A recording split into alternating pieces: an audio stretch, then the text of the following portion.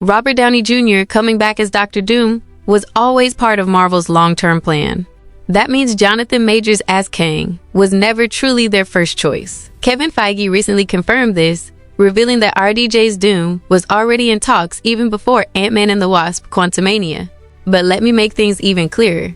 RDJ as Dr. Doom was actually locked in 20 years ago, long before he ever became Iron Man, and it was always meant as a setup for Avengers: Secret Wars. Now, it's possible that before Major's legal troubles, Marvel's plan was to have both Doom and Kang in Secret Wars. In that version, Kang would claim the multiverse throne, playing a role similar to He Who Remains. Then, Doom would step in, defeat him, absorb all of his powers, and transform into God Emperor Doom, the ultimate villain the Avengers would have to face. One thing that was already confirmed, though, was that RDJ's Doom was always going to appear in Secret Wars. Remember the 2005 Fantastic Four movie? Back then, the MCU didn't even exist. Spider-Man's rights were with Sony, Hulk was with Universal, and Fantastic Four plus X-Men belonged to Fox. But there was still one common thread: Kevin Feige, who was involved in all those movies as a producer. And here's the wild part: RDJ was actually considered for Dr. Doom back then. But at that time, he was still working his way out of his own legal issues, so he didn't land the role. 3 years later, in 2008, Marvel took a gamble and cast him as Iron Man, and we all know how that turned out.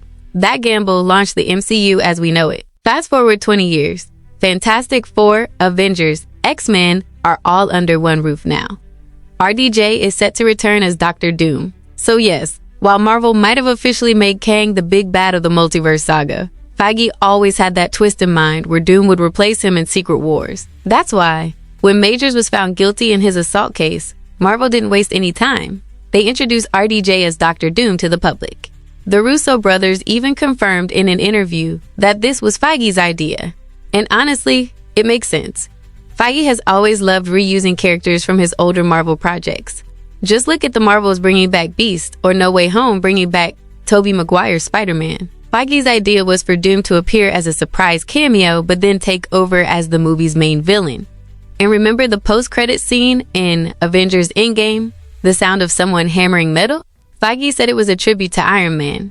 But what if it was a hidden clue that Tony Stark was always meant to be Doom, or at least a Doom variant? The current plan has Doom coming from Earth 828, the Fantastic Four universe. But the idea of RDJ as Doom has been sitting in Feige's mind since before the MCU even began. The Russos even said Tony's snap in Endgame connects directly to Avengers, Doomsday, and Dr. Doom's arc. So yeah, replacing Kang with Doom may look like a sudden change, but bringing RDJ back as Doom? That's been 2 decades in the making. Now, here's the real question for you guys. Do you think Feige only made this move after Major's conviction? Or was it always part of his master plan? And do you think this Doom is actually Tony Stark, or a variant of him? Drop your theories in the comments, and if you enjoyed this deep dive, smash that like button and subscribe, because we bring you mind-blowing Marvel videos every single day.